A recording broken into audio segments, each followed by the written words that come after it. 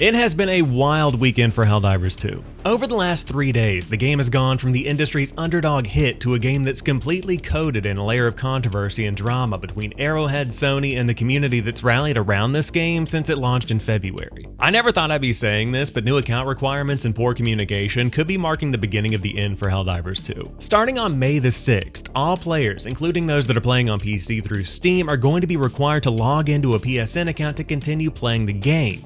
Now, Sony says that account linking plays a critical role in protecting players and in, quote, upholding the values of safety and security provided on PlayStation and PlayStation Studios games.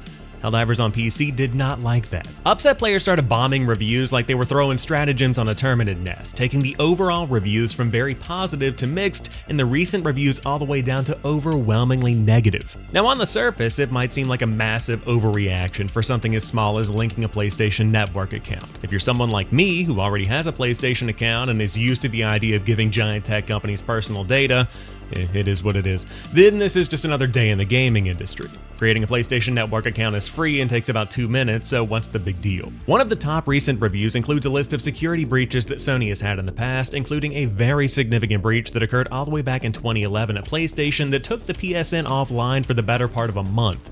I remember that. Now, while that issue is over 10 years old, I can't fault anyone for being upset that they're going to have to fork over personal information to another company to keep playing a game they've already been playing without issue for 3 months. Beyond the trust issues that some people have with Sony, the larger issue here is that some countries that have Steam don't have the PlayStation Network.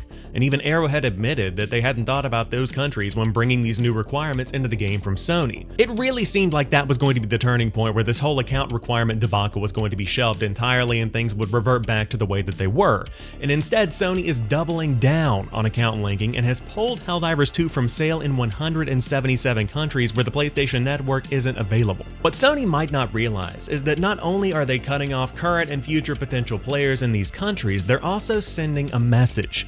In the middle of this community controversy that's been trending on social media all weekend, removing Helldivers 2 from sale in countries where the PlayStation Network doesn't exist, whether it's a decision from Sony or from Valve, feels like they're looking at concerned players and saying, hey, we're gonna do it anyway. The most frustrating thing about this entire saga is that there was literally nothing wrong with the game. Helldivers 2 already had anti-cheat software and there weren't complaints of anyone cheating in the game. It's a PvE game. Why would anybody want to cheat to begin with? Players around the world were happy. New content and more bonds had started rolling out at a regular pace, and it seemed like both Arrowhead and Sony had a complete and total win on their hands. And whether a future PSN requirement was included in the terms or conditions or not, which it was, why add a requirement that would clearly have a negative impact on the positivity you've got with players, let alone the ability for anybody who's already bought the game to continue playing the game? Helldivers 2 is Sony's first big hit in this new PC-focused era for the company, but this controversy has revealed the real mindset that the company has when they're entering this new market.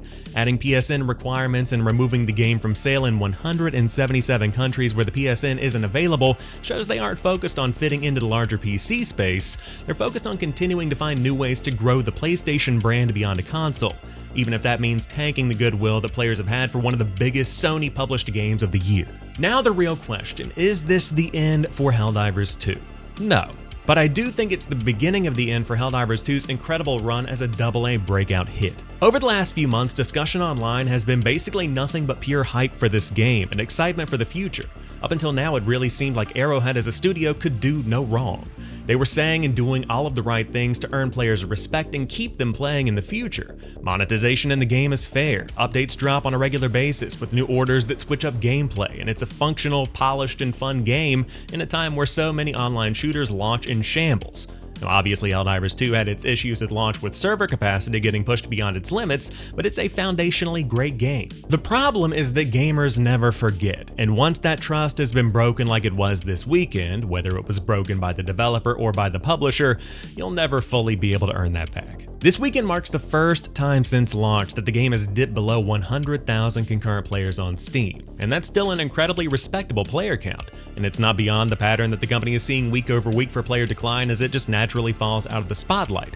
But even so, I can't help but feel like this might be a bad omen for the future if Arrowhead and Sony can't work something out, axe those requirements, and figure out a way to earn players' trust back. Helldivers is something special. I love this game, and it would be a shame to see that reputation tarnished by something as silly as a PlayStation Network requirement. But let me know down below, what do you think about these new requirements? Should Sony roll them back, or is the community generally overreacting? I'd love to know your thoughts. And of course, if you're new here and you like what you see or what you hear, hit that subscribe button for videos like this every week and gaming news shorts throughout the week to keep you in the loop, and I'll catch you on the next one.